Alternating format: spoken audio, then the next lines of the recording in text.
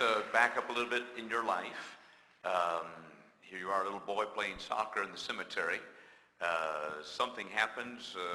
How old were you when you began to look at the political scene, or however you saw it, the revolution or whatever, and began to think that was a life for you as well? Were you 6, 7, 12, 13? How old were you when you began to really actively participate? I asked myself many times, why are our people behind? We have human resources, we have oil, we have very smart people. Why we are not one of the best nations? And the reason, of course, as my family taught me, and as the Islamic modern doctrine talks, that the West is responsible for that. Christianity is responsible for this, to put us under slavery, persecution, take everything that we have and leave us behind. And they're using their power, their weapons, everything. And this is a big lie. And I was convicted that this is the reason why we are behind. So it was easy to blame Israel, to blame America, to blame the West in general, as everybody today in the Middle East, by the way. Blame you, blame me, blame the church, blame Israel, the United States government, even the God of the Bible, for their misery, for their bad life. And I grew up in that environment. But this is the easiest answer, to blame the others. Yes. And I start to learn, figure out, maybe we have other problems, and this didn't come out of comfort. This came after persecution, after torture, after loss of pain, not only because of the Israelis, because also of my people. And I suffered a lot as a child to see all the blood, all the persecution, you were the involved madness. in that. It mentioned you throwing rocks at tanks. Yes. That's true. You physically, in that sense, fought against the Israeli army. I was part of that, and I was even much more involved in that, to a level that I bought guns. I wanted to go and kill Israelis. Wow. So you grew up with a real hatred for the Israelis, blaming them for... When you're living in the Middle East, you have several reasons to hate Israel. You have ideological reasons, you have political reasons. Israel is viewed as occupying force in that region. And by the way, it's recognized by most international community governments that it's occupying force. So when somebody is occupying your land, you hate them for that. Yes. So this is the political reason. Secondly, the ideological reason that the God of Islam doesn't like Jews. Muhammad doesn't like Jews. He described them as pigs and monkeys. So Muhammad described the Jews as pigs and monkeys. Exactly. And Muhammad himself, this is why all the time I like to get back to the root of the problem. Muhammad is the highest example for Muslims. He's a model for all Muslims here in America and in the Middle East. And they follow his steps. Now, Muhammad himself killed Jews, Christians, and anybody who didn't believe in his message. He raped Jewish woman after killing her husband, father, and uncle. The same day he slept with her, and she became one of his wives later on. Her name is Safiya. A Jew. A Jew. One of his more than 50 wives. Officially, he has only 16.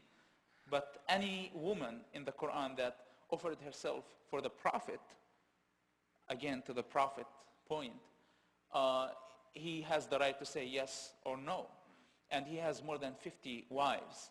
So Muhammad is the highest example for Muslims. And if he hated Jews, if he killed Jews, Muslims don't have only political reasons to hate and kill Jews.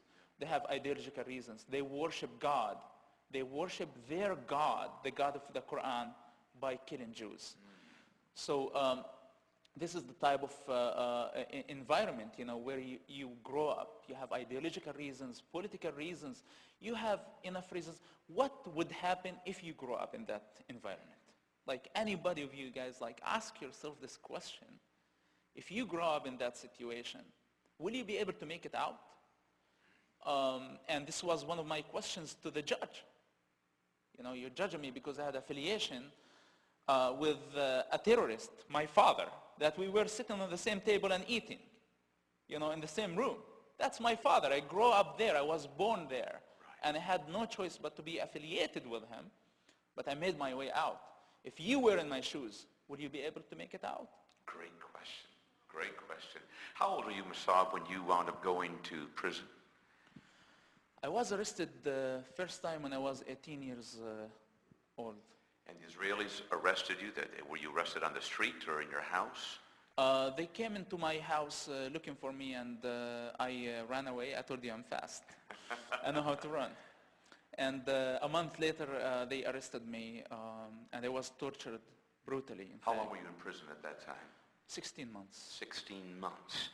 They tortured you, the Israelis? Yes, the Israeli tortured me for about 3 months in one of the worst interrogation facilities. Was that the worst part of prison? What happened in prison besides the torture that affected you? I was already full of hate for the Jews, and I wanted to kill them. I bought guns. Because of that, I was arrested. Because I bought guns, and they discovered my plans before I put them in practice. So I was arrested, tortured, because I didn't want to give information. I want to be the tough guy. And they don't have tolerance for anybody who wants to harm the state of Israel. And I was tortured for that reason. And during that time, after I was tortured, they offered me to work for them. And I said, you gotta be kidding me. You're torturing me, arresting my father. My father is still in your prisons, and you're killing my people. You're shooting at me, and now you're offering me to work for you. And I thought that would be a great opportunity to fool them. Tell them, yes, I work for you. So while they feel safe toward me, I infiltrate them and take revenge from inside. So that was my goal, to play a double agent. And we agreed to work together. They sent me to prison with other Hamas members to spend the rest of my sentence. And during that time, I found Hamas torturing. When I say Hamas, this is the Islamic radical resistance movement that is responsible for the killing of thousands of Israelis that my father founded. Now, when I went to prison, I found those people who I was hoping that one day they will bring justice, happiness to earth by creating a global Islamic state. They were torturing their own people. So why were they torturing their own people?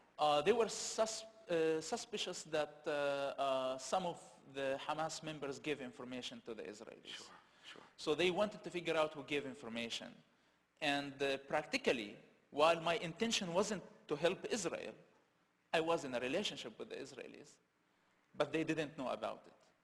So now I had the chance to see how they were torturing people that they had nothing to do with the Israeli Shin-Bet, because at that time I knew at least the basics of how Israel works and communicate with its people, and most people were tortured. They had no relationship with the Israeli Shin-Bet, so they were victims. Shin-Bet is their... The Israeli Intelligence Service. Intelligence Service, sort of like of our FBI. Like okay. The FBI. Good. So they were torturing their own people without a mercy, you know, and it was much worse than the Israeli torture. What effect did that have on you, watching your own people torturing your own people? One important question in my life, in my mind started. Why do I hate Israel for torturing me and torturing my people, and I don't hate Hamas for torturing our people? Great question. Why only I hate Israel? Logically. Yes. And that was one of the first logical questions that I had in this long journey of getting out of the box of Islam and the Middle East and see the picture from outside and try to judge it through the eyes of the Most High One, God Almighty.